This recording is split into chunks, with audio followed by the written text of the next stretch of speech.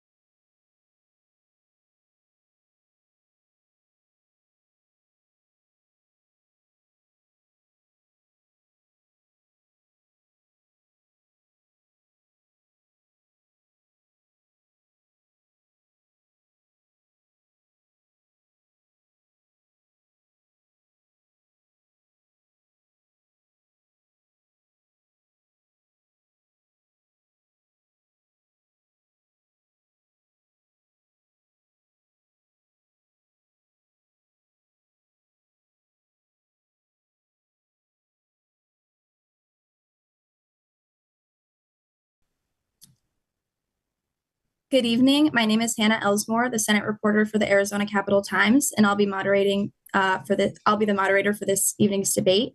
The Citizens Clean Elections Commission is the sponsor of this event.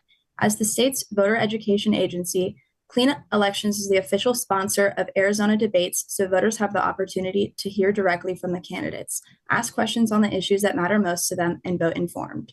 All registered voters can vote in the general election, which will be held on November 5th. The voter registration deadline is October 7th, and early voting begins on October 9th. Voters that are watching this debate live, you can submit a question at any time by email, text, or by calling in. The email you can submit questions to is debates@kc-a.com. Again, that's debates@kc-a.com. And to text questions, you can go ahead and send your questions to 408-840-8350. Again, that's 408-840-8350. And if you would like to call in with your questions, you can call 480-937-1253. All right, and I'll repeat that a few times if anyone joins late. We may not get to all audience questions, but we'll do our best. Tonight, we'll be hearing from candidates in Legislative District 6, which covers all of Apache County and parts of Coconino, Gila, Mojave, Navajo, and Pinal counties. We'll kick off the evening by hearing first from candidates in the House. And we only have candidates from the House this evening. We're joined by two Republican candidates for the House. Candidates, you'll have 1 minute for your opening and closing statements and 1 to 2 minutes for your responses to voter questions. We encourage an open exchange of dialogue between opponents. If you feel the need to respond to another candidate's comments after they conclude speaking, you may do so. I may limit responses for time management purposes, and we remind the candidates in the audience that this is a respectful, courteous, and professional environment. Our goal tonight is to connect candidates and voters so our electorate may vote informed. In the House, voters get to vote for two candidates. Your candidates are Lloyd Johnson and Rich King. The order in which the candidates will speak has been determined by alphabetical order by last name, starting for opening comments. Closing comments will go in reverse order. Mr. Johnson, will you start the opening remarks, please? Sure. My name is Lloyd Johnson, running for state representative. Rich and I are running as a team on 2 positions, and 2 of us. My big push has been for trade schools. We're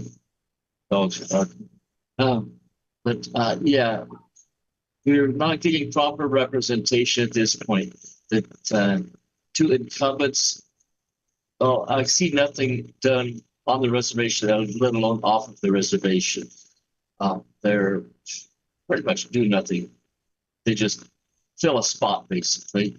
But we are ready to hit the ground running. We're ready to represent the people of this district. We're stand up for their rights. We're here to help our citizens, and we're open to talk to them. We make ourselves available. Time that they want to talk to us, we're available. We're both ready to hear what they got to say. Mr. King? Yes, first of all, I'd like to say thank you for having both Lloyd and I here this evening. It is unfortunate that our Democrat friends didn't feel the need to be here to explain why so many people in LD6 don't have a clue who they are.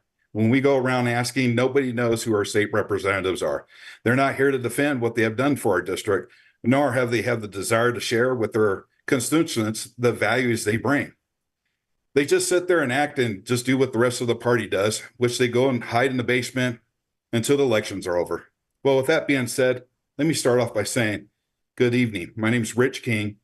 I'm not a politician, as you can tell. I'm a business leader. I've been working in the medical equipment service field for over 25 years. Most of those years, I've been managing large businesses, multi-million-dollar projects through large manufacturing plants. Many people ask me in the past, Rich, why would you ever want to get into politics? It's clear. My answer is clear and simple. I'm fed up with our government. I'm fed up of what they have done to us in these past 3.5 years. Not only that I see people all around me struggling. They continue to take our constitutional rights away And I'm just sick of it. I'm sick of big government telling us what we can and cannot do.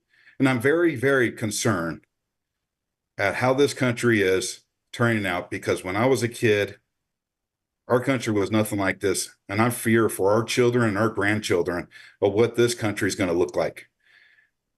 And then secondly, and then lastly, I'd like to add is I'm here because I believe politicians really lost their way. They lost their way by representing the people. Well, when I get elected, I can assure you I'm here to represent you, the people, your family, your friends, your community. Because out here in the rural communities, all we have is us. And right now we have no voice at the state. Nobody wants to listen to our concerns or try to help with the issues that we have. So as of now, do assure this, folks, your voice will be heard when both Lloyd and I get elected. Thank you. All right, and I think we're ready to jump right into the questions. I noticed both of you seem to kind of take some focus on education, so I'm just going to start with some education focused questions. And whoever wants to answer the question first can jump on it. Lloyd, we'll let you go first. How's that, bud? All right. Do you believe Arizona's K-12 public education system as a whole is adequately funded? If not, how much more should the state spend, and how do you propose raising that money? Okay. It's not the problem of it being overfunded or underfunded.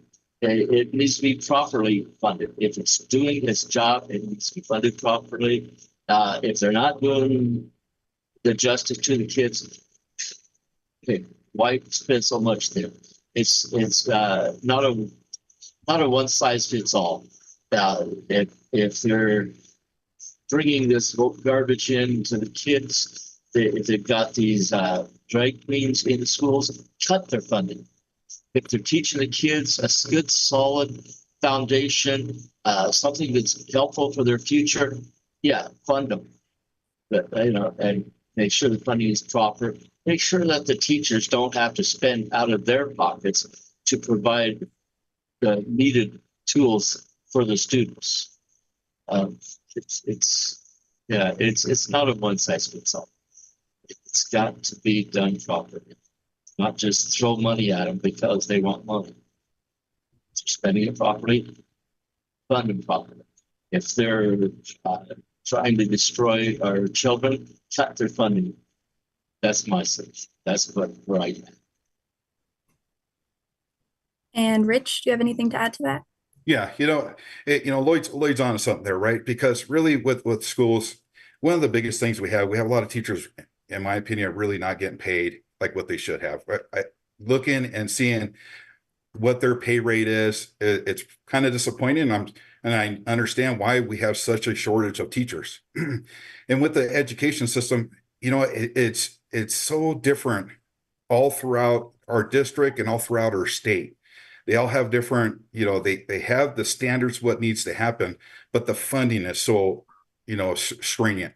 So when we look at LD6, we're just in Apache County, one of the biggest counties that's really restricted in funding, because we only have our source of income is coming from a power plant that's being slated to be turned down here in a few years.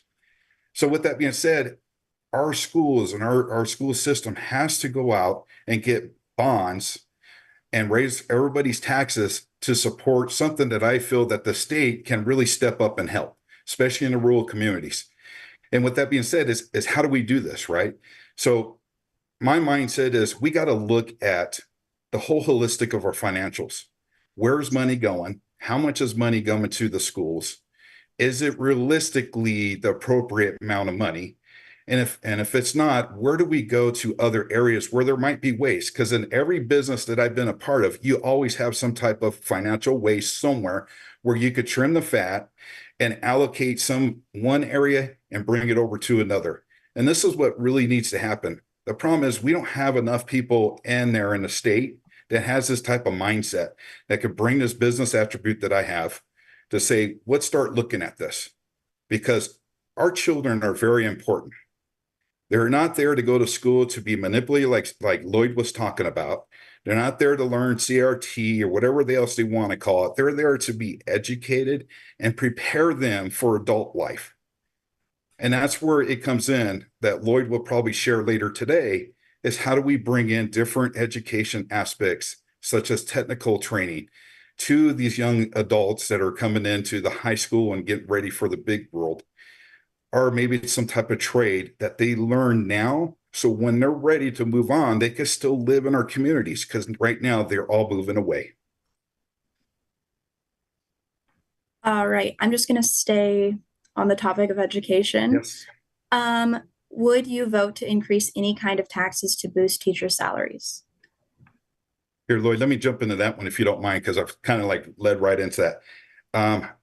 No, I'm not big on raising taxes. So let me rephrase this. I am there for them to get the right pay that they deserve. Something that's, what market analysis shows what they should be paid. Taxing people for that is not the answer. It's how do we allocate our funding through other programs that are wasted programs per se, or there might be other gaps or other areas where money is just sitting there and not being utilized properly. I bet you we could find enough funds doing that, cutting unwanted programs out, not through the school system, but everywhere else in the state, to allocate some of those funds to us. But I am totally against any increases in taxes, because right now our families are hurting with inflation being so high. Every time I go to the store, when I go to Walmart, 4 years ago, it cost me $100 that I used to pay. Today, for that same goods, I'm almost at $300. It's killing us. So adding more taxes is not going to help the situation. It's going to make things worse. So we got to allocate. We got to see where the waste is in the state. Lloyd, do you have anything to add to that? He is 100% right on the money there. Yeah, we are a team, and I'm looking forward to working directly with Rich. As he mentioned, trade schools is really important, and that would help create more revenue without increasing taxes. People will be making more, and my big push has been trade schools. I've talked about it everywhere I go, and everybody gets excited about trade schools. We can teach in high school. They instead of the unnecessary stuff, they can have learn trades, and they can get out of high school making more than a college graduate without the student loan, which makes so much more sense. So around this district, you send a kid away to college, they come back, all they've got is a student loan. There's no way they're going to pay that debt here. They're going to have to leave the area. That does not help community, does not help family. But with the trade, they can strengthen the communities that they're in. And we can have that widespread so that on the reservation, we've got electricians and plumbers, where we've got houses with no electricity and no plumbing. And the current representatives, live up on the reservation, and they do absolutely nothing to help out the problem that is there. There's still homes living basically in the late 1800s up there on the reservation. There's no need for that. The roads are muddy. We can be training people to do the work that's needed in the communities. And that would be putting more tax dollars into the communities and into the schools without having to raise taxes. Because the last thing in the world we want to do is raise taxes. In fact, lowering taxes is a good thing. But yeah, right on the money with Rich. All right. And another question I wanted to ask you guys, kind of jumping off of something you both mentioned earlier, I believe. What is the definition of critical race theory as you understand it, and why do you oppose it? Because I know you both said you oppose it. Yeah. So for me, critical race theory, this is where, in my opinion, right? So it's my opinion only, is where they're trying to segregate folks from what it was in the past, right? They are trying to convince children that being of one color is superior of another.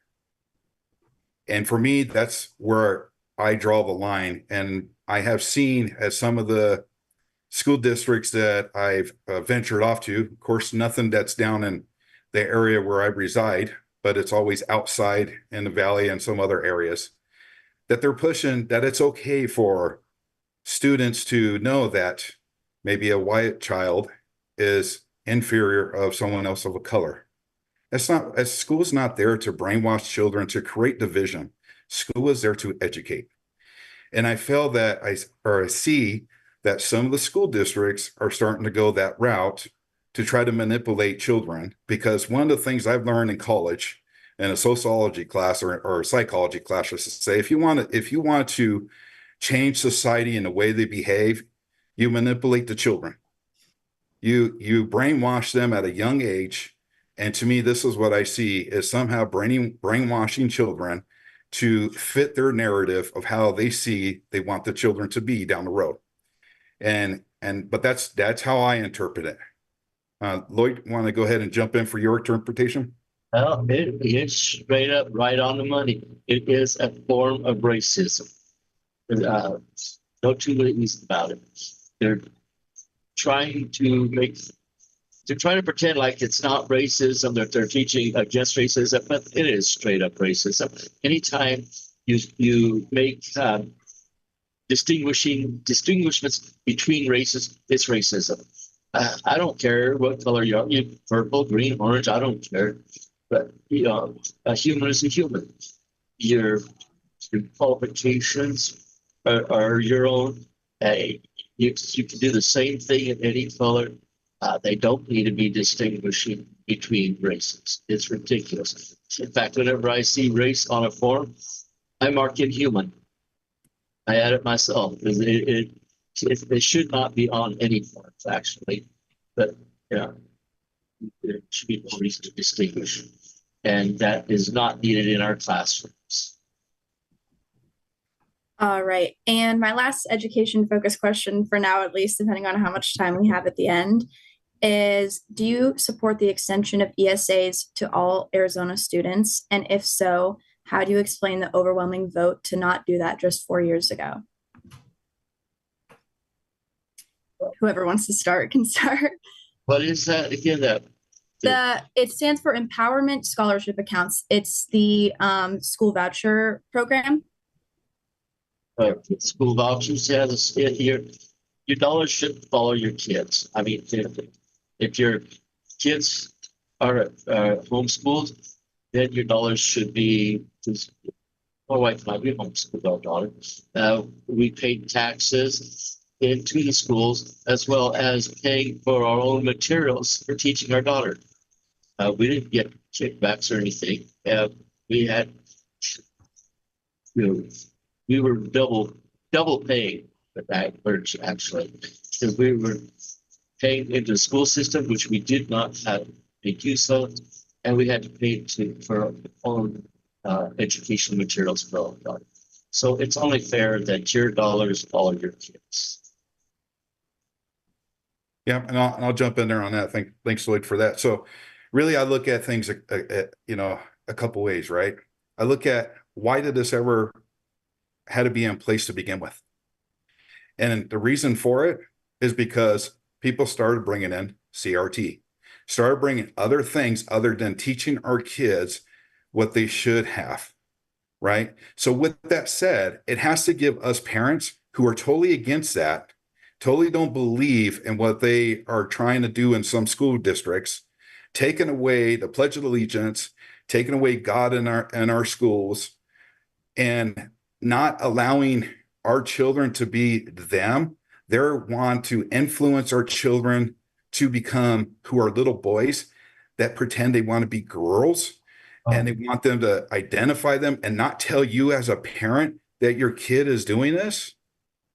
This is why we have this, right? This is why this is in place, to allow parents to make a decision to say, you know what? No, I'm going to pull my kid out of here because now that money comes with me to whatever school that I feel is best on how I want to raise my own child. The government doesn't raise our children. We as parents raise our own children. This is the problem with big government. This is the problem with our states trying to do and the whole country's doing. They're trying to raise our children, and our children are our parent, or us as parents have the right for these kids, our own kids, not the schools. And I don't see that in rural America, which is God bless that, because I love every teacher that my sons have, and I love the school districts that we got up here. But I'm telling you, parents need to have this right, because I tell you, if I lived down in the valley and if I heard the stuff that I have heard in the past, my kid would be pulled out of there. And even if I couldn't afford to do it, I would figure out a way, because we as parents have to do what's right for our children. And that's what's being overlooked. Everybody's looking at, do you believe in this? Why this should be over? People are not looking at, why did this ever come up? Look at the root cause. And that's what we need to do. I challenge people to look at the root cause and say, how do we get to this? Why do we ever want to put this in place? It's because our rights as parents are slowly being taken away. Thank you. All right. Enough questions about education. All right. Now I'm going to move on to focusing a little bit on the economy. To start, let's see. Arizonans are suffering some of the highest inflation rates in the country. What is your plan to help ease some of the inflation and its burdens on Arizona's families? And we can have Lloyd start with that one. Okay. Well, like I said before, trades, learn a trade for crying out loud. There's so much need. I've talked to retiring tradesmen, and their biggest frustration is there are not the young people stepping into the positions as they are retiring. We need the young people to care enough to work. Start, in high school, learning an occupation, and more you hear more about woke instead of work in schools, and that's not necessary. We don't need that. We need the kids to understand what paying your bills are when you get older. Nowadays you hear these kids getting their college tuition paid. No, they took out the loan, they paid the loan, but if we can get higher incomes, people to be out working, making higher income, building stronger communities, and that would help the economy greatly. To be able to afford their homes, as long as we get rid of the so-called leadership that's overtaxing, that trying to change everything over to green garbage and make us pay outrageous prices. Having to pay more at the pumps, or having to pay more at the grocery store. It doesn't need to be that way. Once we get Trump back in there, we can fix some of that mess, and that would be a really good start. But on the job level, yeah, jobs is what it's going to take. Yeah, thanks, Lloyd. So let me jump in. So, it must be the engineering, aspects of me that come in when I look at and hear things in regards to inflation. And I know it's killing us. It's killing me. It's killing everybody, right? Everyone here that's going to be listening to this, we're all being impacted. And this is without us doing this, right? This is not our fault. This is the government's fault. They took away everything that Trump did and give out trillions of dollars. They were paying people to stay home more than what I was paying some employees, which is sickening. What happens when you do that? It creates inflation. We in Arizona got hit really hard because of it. A lot of people fled into our state, right? Because they got away from all the COVID requirements and mask mandates and everything else, the lockdowns. So this is simple. You know how we fix this, how we lower this? He's running for office right now, President Trump, right? We drill, baby, we drill. We become more independent with our energy. We start bringing our own oil in here, stop relying on this, stop relying on electricity for everything, especially as cars, because that drove up prices again. We know that doesn't work. Stop the use of these wind turbines, because that's a waste of money too. And stop trying to close down our electrical plants and taking away thousands of jobs, all because they want to the greenhouse gas effect to make it more, and I get it, we need to try to do better, okay? Don't get me wrong, folks, but I'm saying at what cost? Look at what has done in these past 3.5 years. Look what it's done to inflation. They raise salaries for people, minimum wage, 15, 20 bucks an hour. That all has a ripple effect, folks.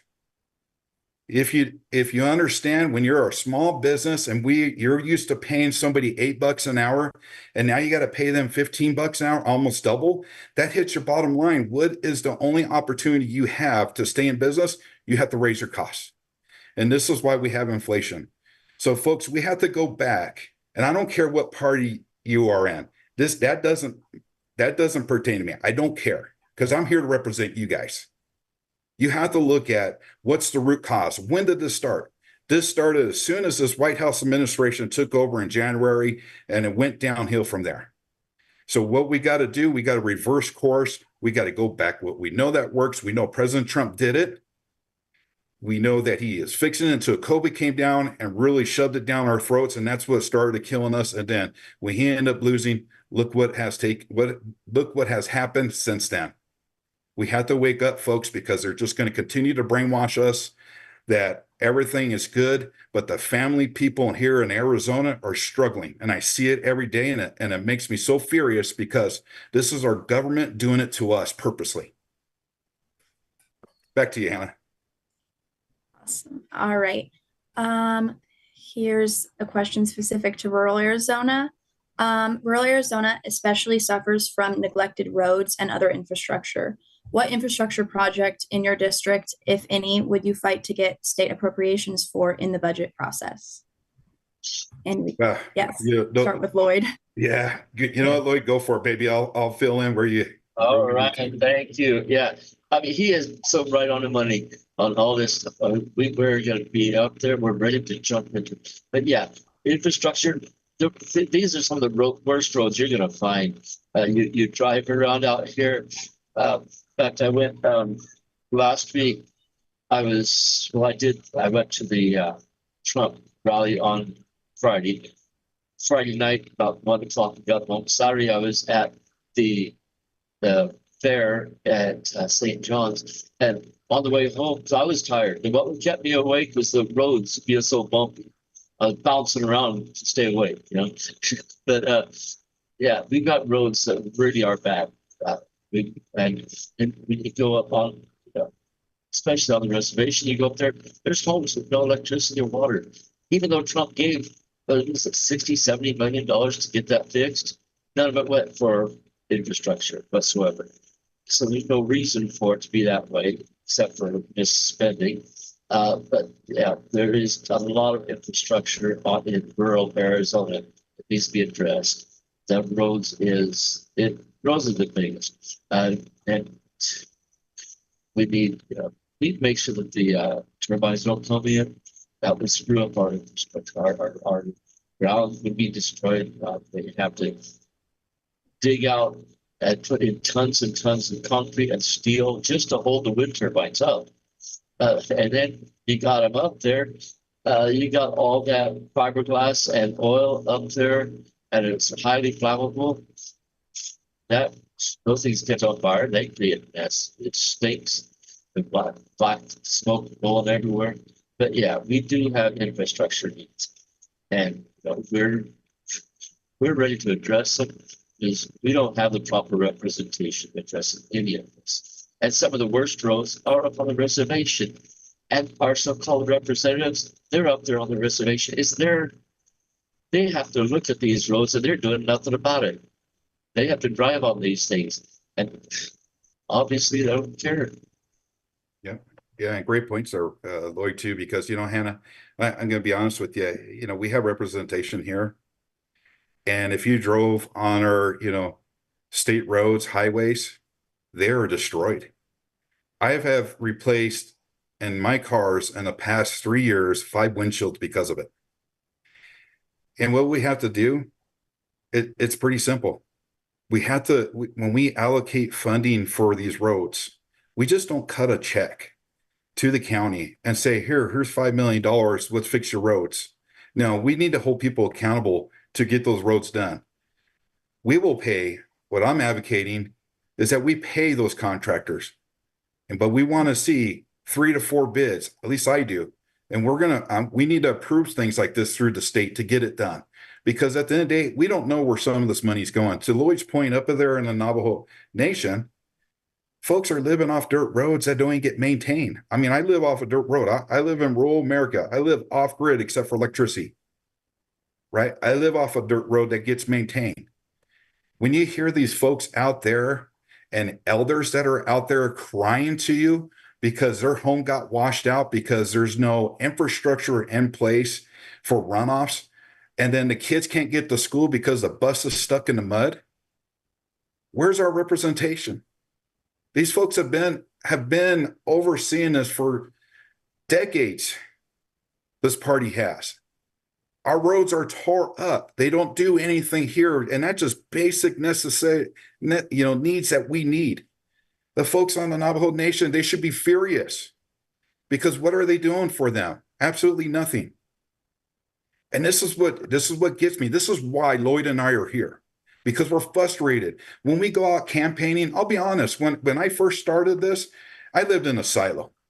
I was a happy-go camper living up here in the mountains, in the White Mountains, not really knowing what's outside of how people are struggle. And when I started running, and I ran in 2022, and you start talking to people, and you see how bad they have it, and nobody from the states cares. Nobody from the state cares about the folks can't get to their doctor's appointment because there's no transportation. And this is what's going on in Navajo Nation. In 2020, they got rid of their transportation for those folks. So the disabled people have no way to get to their doctors. People that don't have cars, which is a lot of them don't, they use this transportation to go to Flagstaff, to go to their grocery shopping, to do other shopping that they need, or go to doctor's offices. Their sidewalks, if there is any, are tore up. They can't walk down the roads because if you're an elder or if you're disabled, how are you going to do that? You're going to hurt yourself. So something's got to be done. And Lloyd and I are here to make change. We want to bring change. We're not here just, being spokeholes and saying words because we want to say it. No, because we mean it. And folks, please get us in this office. We'll guarantee that both of us together will make a change, and we'll start seeing some of these improvements out here because, by God, it needs to happen. And back to you, Hannah. All right, thank you. So a huge issue at the Capitol this past legislative session was housing affordability, the amount of housing that we have in the state. And so housing prices have increased considerably in Arizona, which was once known for its affordability. What is your plan for improving housing affordability? We start with you, Lloyd. All right. Yeah. Well, mainly she likes I keep going back. We have people that need to learn trades. We need people in all communities need to have electricians, they need to have plumbers, they need to have carpenters, as well as a lot of other trades to make it easier to get your work done on your house. You got a local electrician that doesn't have to travel 100 miles to get to you, because you're paying their time while they're traveling, and you're helping your community, you're helping your neighbors. We have trades, but we have better jobs for people, more opportunities. It's going to come around. It's just the way it is. It's going to happen if we have proper jobs. If we have people making a livable wage. We get administration that doesn't jack up the prices on everything else. So we get Trump back in there, get away from these clowns that are in there now. States will get better. Like Rich knows I'm talking about, drill, baby, drill. We get our own fuel, get down to a cost that's realistic. Then they can build a better houses. And it all works together. It's in the same way that it all just can be destroyed. it can all be restored. Everything's going properly instead of dumping millions of dollars into these Green New Deal projects, which is just lining pockets is all it is doing basically. Does absolutely nothing to help anything, does not help the environment, does not help the economy. It does damage the economy, and it damages the our what is it, what is supposed to be protecting is destroyed, and there's no reason to be wise. But we need people to be able to make more money, to be able to start their own businesses, to improve the communities, strengthen the communities by having their proper tools provided to them.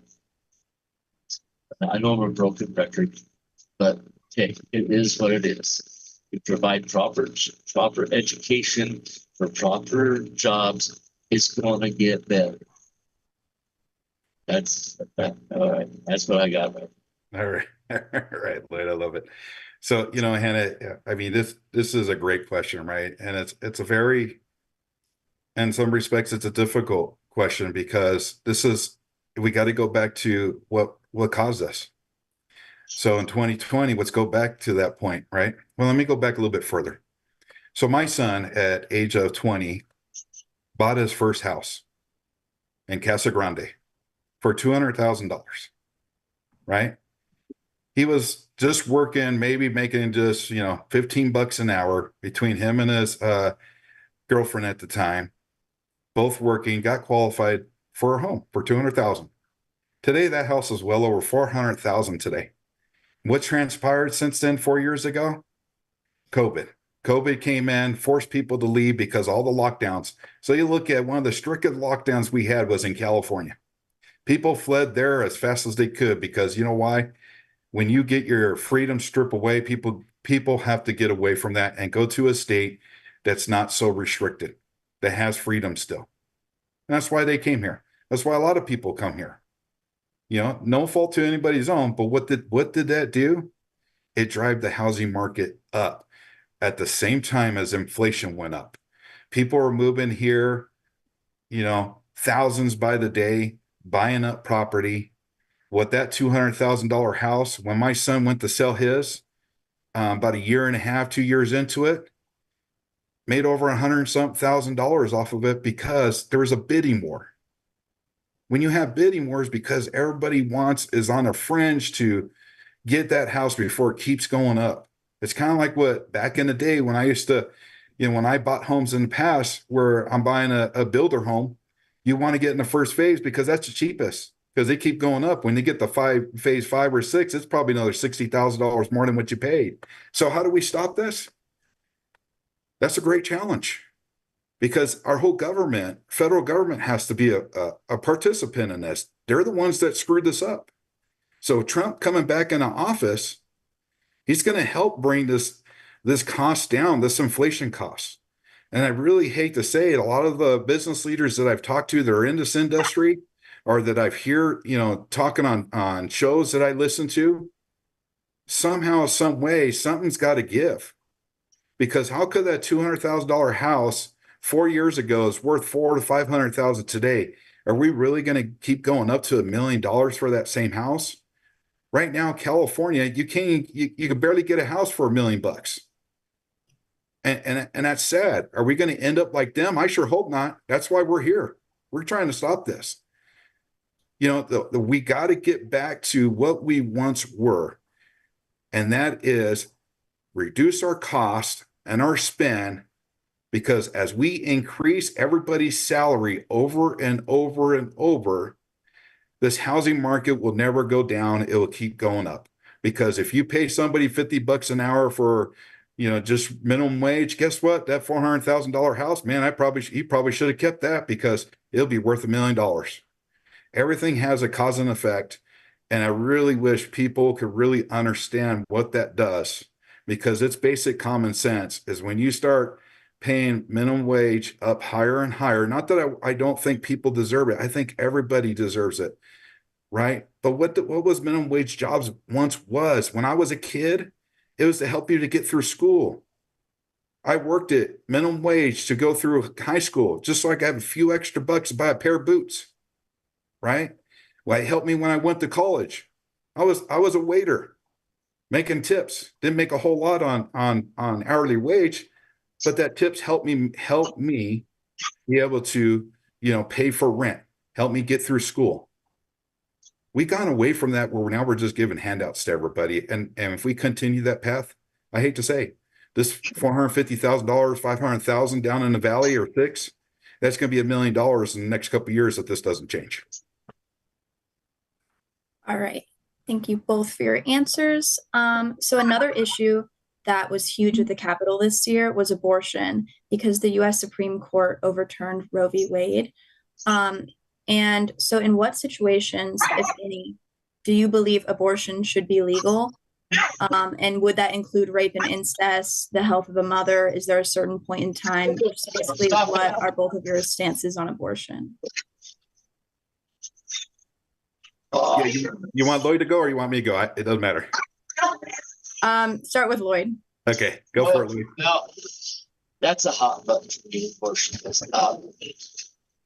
I am about as against abortion as it rings home personally. I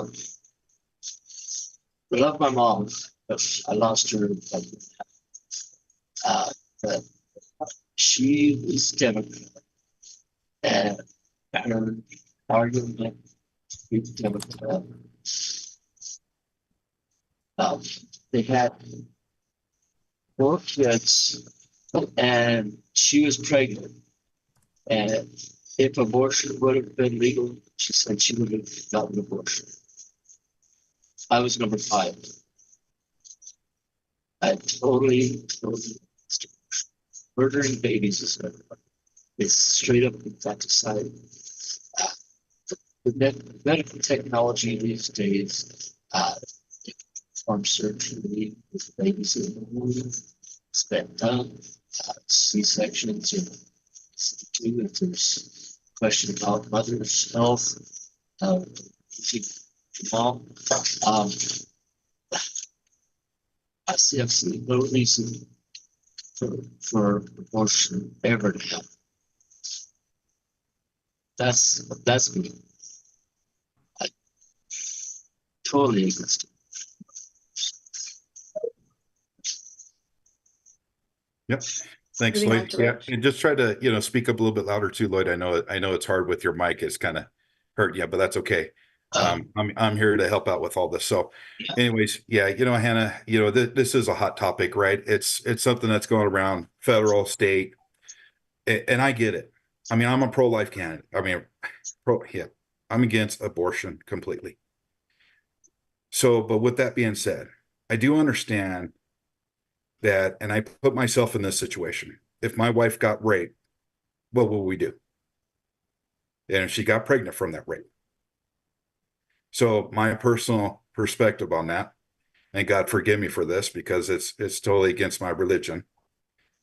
But her and I spoke about this, and that is a subject that where we feel strongly that abortion is necessary, especially for the life of the mother. I think that's very important because if we lose the mother, you're going to lose the baby, perhaps, and that's not what it should be. Now, when it comes to, like it being back to the state, I'm a firm believer, just like President Trump, in that it needs to be back to the state, because why should the government tell us what to do? See, this is where I keep coming back where I have a problem. I have a problem with the government telling us what to do. Next thing they're going to do is tell us when we could go to the bathroom. What are times to do that? What time are we going to be able to drive our car? This is why they want electric cars, so they could tell you when you could drive. So I hate that government tells us what to do. Now, being a business leader, I have to always understand that not everybody believes the way I do. And I get that. Because in business, I have to have an open mind, and I have to be able to negotiate with leaders or people below me of what's best for the business. So I look at this the same way.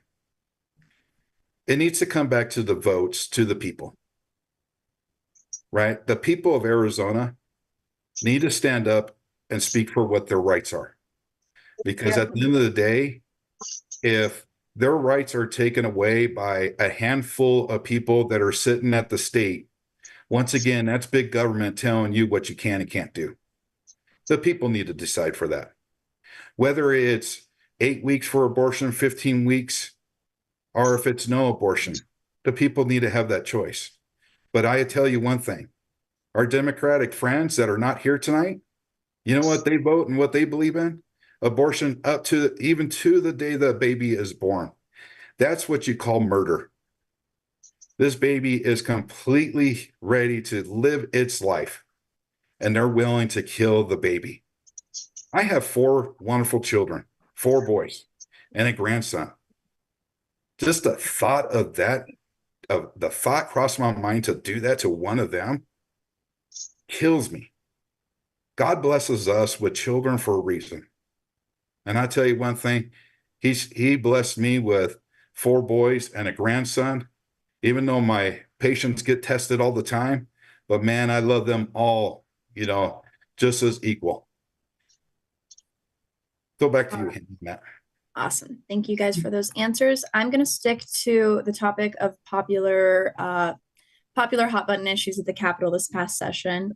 So Republican lawmakers passed HCR 2060, which is now Prop 314, yeah, this past session. So it's a ballot referral. And the proposition would make it a state crime to be in the country illegally and require local law enforcement to enforce that law. Is that something that both of you plan on voting in favor of, and why do you support it, or why do you oppose it? Wait. Yeah, if you come into this country illegally, that's a crime, okay? So it is a straight up crime to cross the border illegally, and you're here illegally.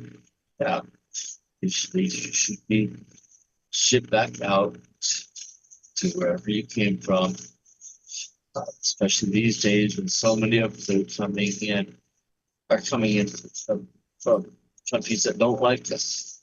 To keep this up, we're going to have another 9/11. We do not. So, yeah, we need to keep the illegal immigrants out of the country.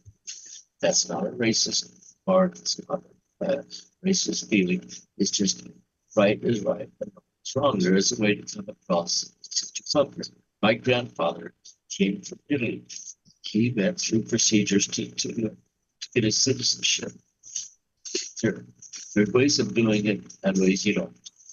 You don't just, but that's like going into somebody's house. You knock on their door and they invite you in, you go in. You don't go sneaking through the window.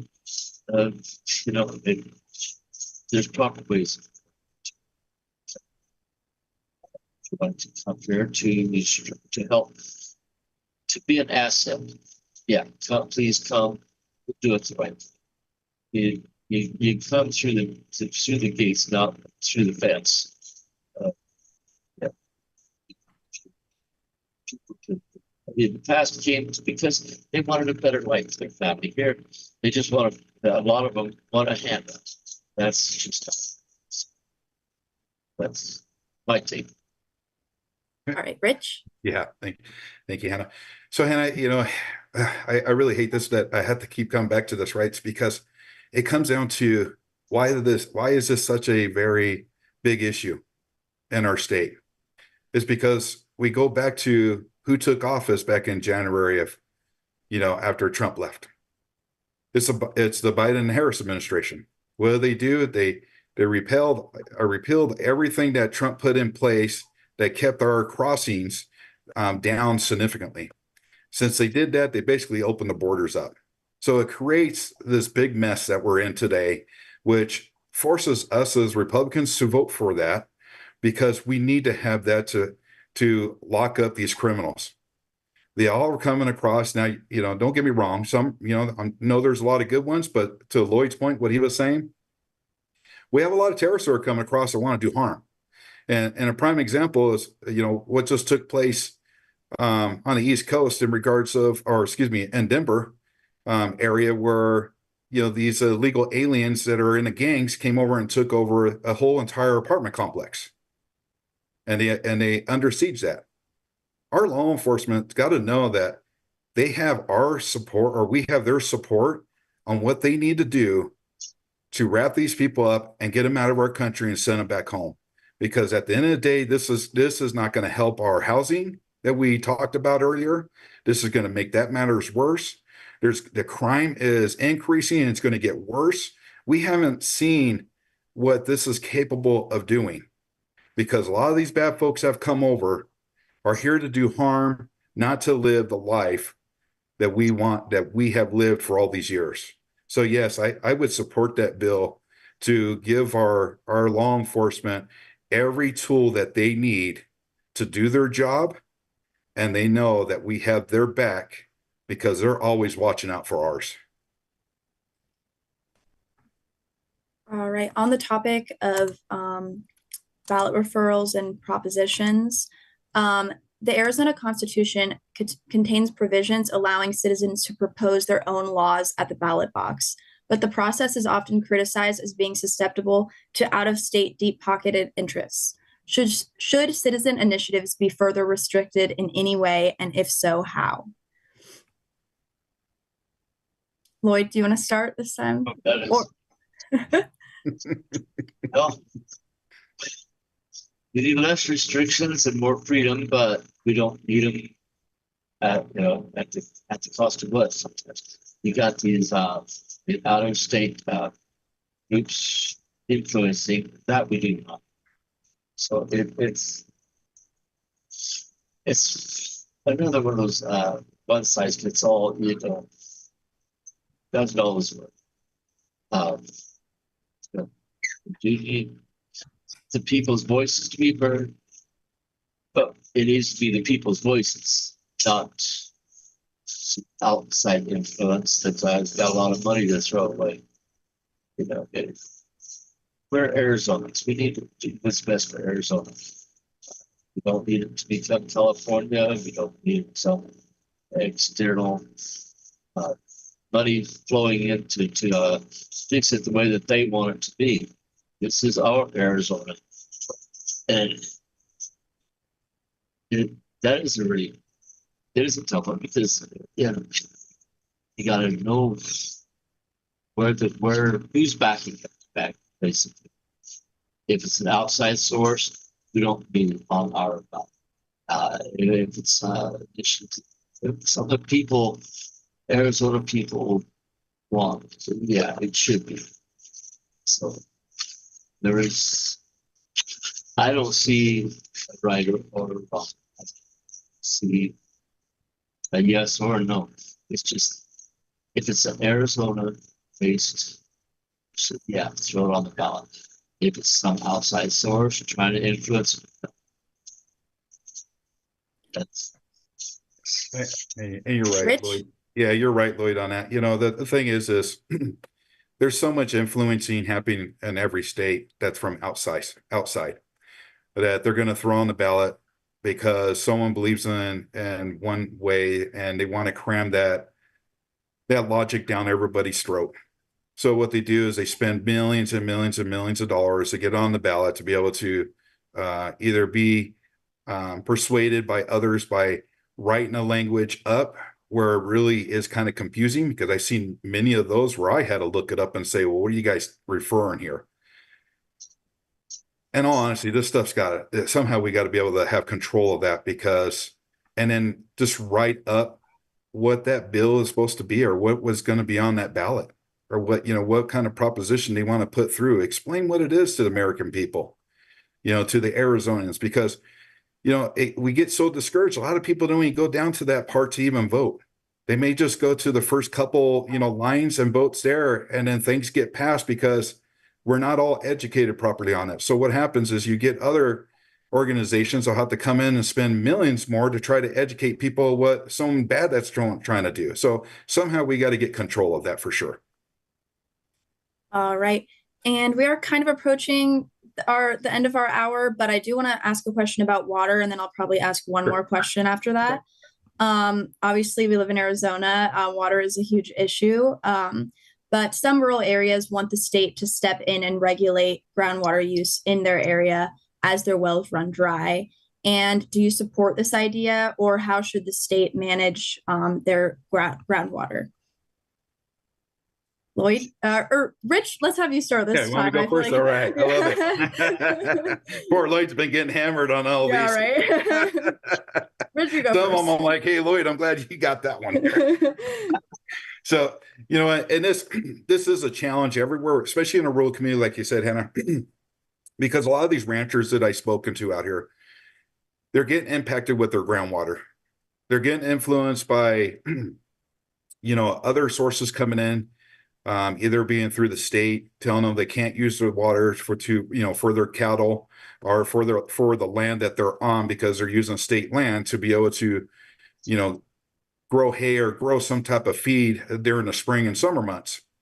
So this one here, I really would, to be honest with you, before I even would say which way I would go with it, is I need to sit and listen to both areas. I want to see what our government side is, what the professionals that are following, you know, the water table, what needs to be done, and then I want to go out there and talk to the local folks about it, and then, you know, and then be more transparent with them, saying, hey, this is what I'm hearing. What do you guys think of this? Because at the end of the day, it affects them greatly. And even where I live, you know, I have a well. How would that impact me? And we had a situation up here where some people wanted to put a big city well in. Well, come to find out, there's some acreage that someone from Phoenix purchased, hundreds of acres to build homes. Well, that's just gonna help them and drain all of our water sources that we have. So, you know, I'm very cautious of a lot of this. But mainly, I'm going to have to say that I need to listen to both sides of the story before I could say how I would, you know, vote either way, just because of that. I need to see what the government or what the state has intended. Lloyd? Yeah, and you got people concerned about water, and then you got these people with these wind turbines want to bring these big giant wind turbines in that take way too much water.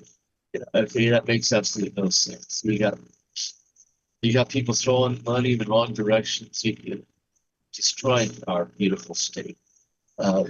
We, we make sure we don't dump water towards California. They got an ocean, you know. We don't have an ocean. They got one, and so they defend for themselves. We don't need to be dropping water or electricity over to California. Yeah, and we definitely don't need wind turbines taking up our water. So, you know, water necessity, and we need to weigh all the facts up.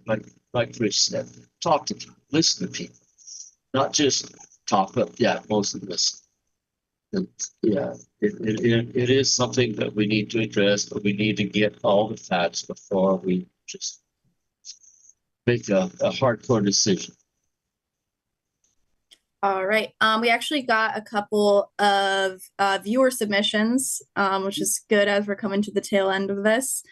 So the first question we have from one of our viewers is, what can or will you do to help with budget issues with rural fire and law enforcement agencies? Yeah. So let me jump into that, because that's kind of been, you know, part of, you know, one of my passions as well.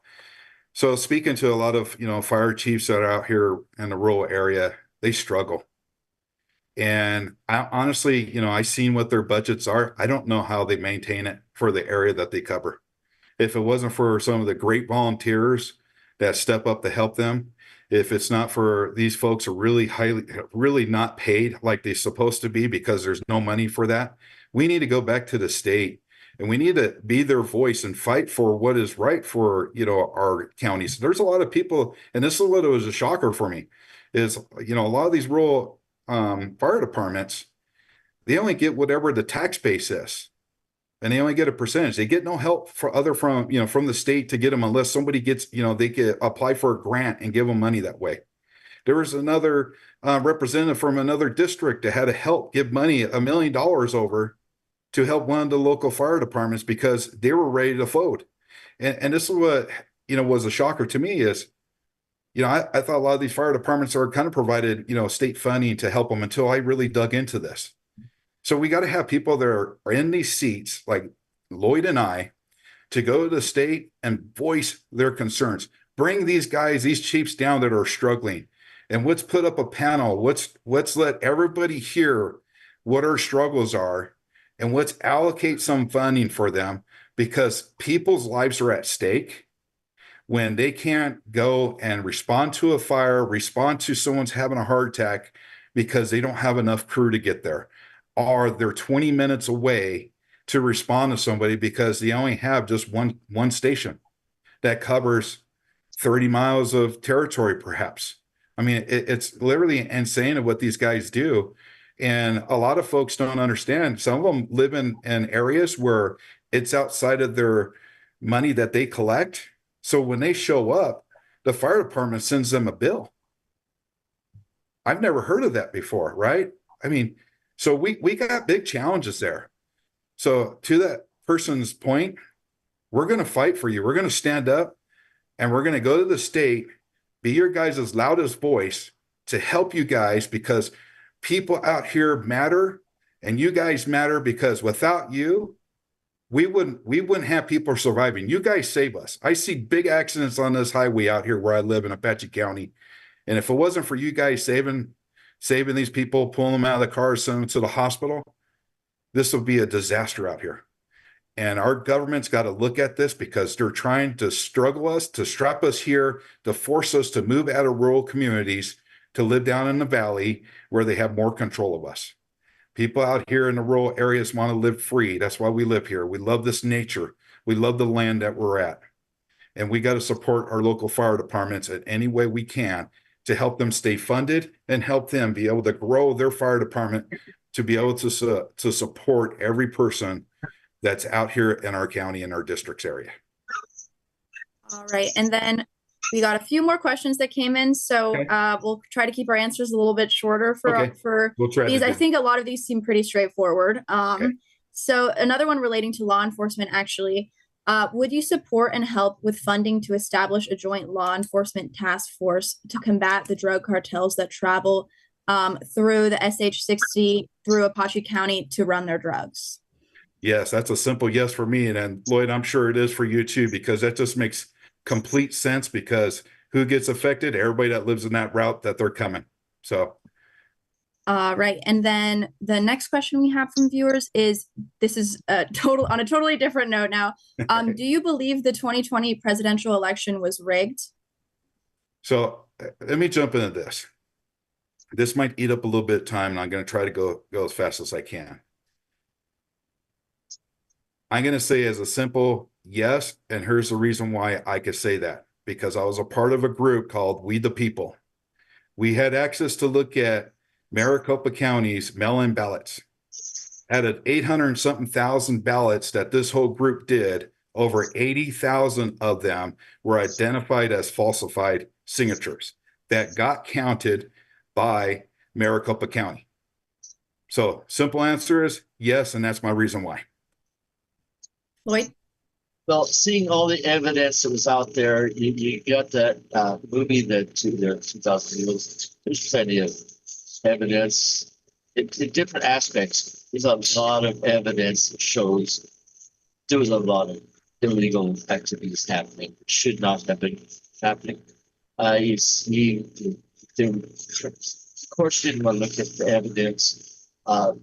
Saw people pull up boxes out at the polling stations out underneath, and we saw videos of ballots being recounted, shoved back through several times. The same ballots being sent back through the counters. Yeah, there was shady business going on.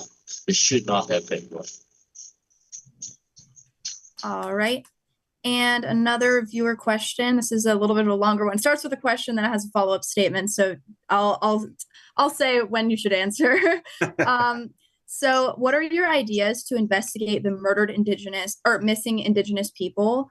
And this is a question that's definitely relevant specifically to your district. And then the viewer says, I know that Governor Hobbs has established a task force at the beginning of 2024. Not sure if anything has been done. And whoever wants to start with answering that can. Yeah. Here, let me give it a shot here, Lloyd. So if Hobbs done something and this individual hasn't heard anything, I haven't heard anything. I've never heard of that group being put in place, but it is definitely an issue because you're talking 1,000 of people are going missing off the reservations, being murdered, and the crimes go without anybody doing any type of research. So whatever it is, if Hobbs is doing something, well, obviously it's not happening. If she is, well, when Lloyd and I will get there, we need to remap that because somehow this has got to have top priority as well. I mean, there's so many top issues in our county, it's ridiculous. I mean, we could just go over and over, and this is another one where people are ending up dead, missing, or never found. And somehow we got to have some type of task force that's able to do it, that will partner with the Navajo Nation law enforcement team to give them the support that they need to be able to solve these cases, because it is valuable to resolve this and then try to find out what the root cause is and then fix that cost. Lloyd? Right on the money. Yeah. And law enforcement, they'll work together to resolve these problems. All right. And I think I don't know. This is my first time moderating a debate. Sure. I don't know how strict the 1 hour thing is when we only have 2 candidates, but I feel like we touched on a lot of the biggest issues. The last question that I wanted to ask you guys is this one. Voters from both parties told a Clean Election survey that they want their lawmakers to work with people across the aisle to find solutions. Do you believe this is your job? And if so, how would you go about finding allies in the other party? Yeah, so that's a great question. And I also believe that as well, right? The problem that we have today is so many people are just like, we're Republicans, we're Democrat, we got to fight it out. No, it doesn't work that way when I run a business. I don't, I look at people at all different angles. It doesn't matter what their political party is. It doesn't matter with me, because at the end of the day, it's about the people here in Arizona and our district or constituents that matter. So if we got to cross over and work with other people in other lines, not a problem with me. And how do we do that? Very easily. We go up there and say, hey, this is what we're doing for our people. This is what we need. I need you to join me on this, and sit down and have that conversation, because we're all adults. We can have conversations in regards to that and collaborations to say, here's what I wrote up. Can you support this? If not, why? Let's come to agreement, because it's at the end of the day, it's for the people of our district and for the people of our state. That's exactly it. It's what's best for the people. I don't care whose idea it was, which party. It's going to help the people, and it's legit. And yeah. And the key to add to that, Lloyd, is if it makes common sense. Makes common sense. Right? Yeah. That's what's been missing out here a lot. Yeah, we work with people to do what's right for the people of Arizona. All right. Well, that was the last question that I have for you guys tonight. Okay. We are gonna start with closing statements. I believe that we started with Mr. Johnson for opening remarks, so that means the first closing statement will be given by Mr. King. All right. Well, thank you, Hannah, and thank you for putting this together. I mean, it's great that you did this. You did a fantastic job for doing it. So I appreciate you being patient with us and doing this. And for everybody that stuck around to listen to us speak, thank you very much. Because at the end of the day, we're here to represent you. We have representatives that are in here today that most of the people in our district don't know who they are. And that can happen. One thing I know Lloyd and I talked about this. We're going to be out and about. We're going to hold town hall meetings. We're going to go to city halls and to the city council meetings. We're going to do things like that where we're involved, we're engaged, where we listen to you, because at the end of the day, you're the one that voted us in to represent you. And we're going to be transparent with whatever we can. We're going to update everybody when we have town hall meetings. So issues that are on the table, how do you guys want us to vote on it? Because at the end of the day, even though it's Lloyd and I that's up there, but we shouldn't be the only ones making that decision, because we're supporting you. We're supporting your ideas. We're supporting your values as well. Even though if it might different than ours, it doesn't matter, because if the majority of the folks in our district want something, that's what we're going to go after. So when you can, go out there, make sure you vote for both of us. That's Lloyd Johnson. I'm Rich King. And you can look at my website at richkingaz.com. Once again, that's my name, richkingaz.com. Please check me out. If you have questions, take a look at it, shoot us emails. You know, we really need your support, folks. We need to flip this seat, because we got to capture our state back. We got to fix our district, because right now it's getting neglected. Nobody seems to care, and I'm done with it. And I hope you're done with it too. And doesn't matter what party you are, you know, please vote for us, because we're here, honestly, to do what's right for you and your families, because we live in this too. And we want to make sure that everybody is being representative. So thank you very much, and God bless you. Thank you, Rich. Lloyd, do you have any closing statements you want to make? Oh, yeah, Hannah, I do appreciate your taking time, and you did a terrific job. And like Rich says, it's he and I are doing this together. We do need to both get both be put into this position. So there's two spots, there's two of us, and we're going to do it right. Like he says, we're going to be in front of the people. We're going to be answering questions. We got 2 years. We're going to be listening. Okay? Yeah.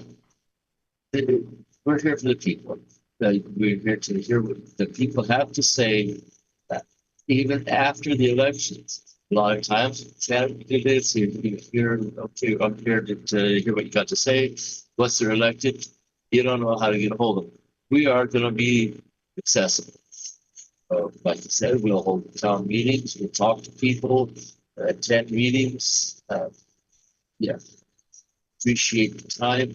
My website, Lloyd Johnson, #4az.com.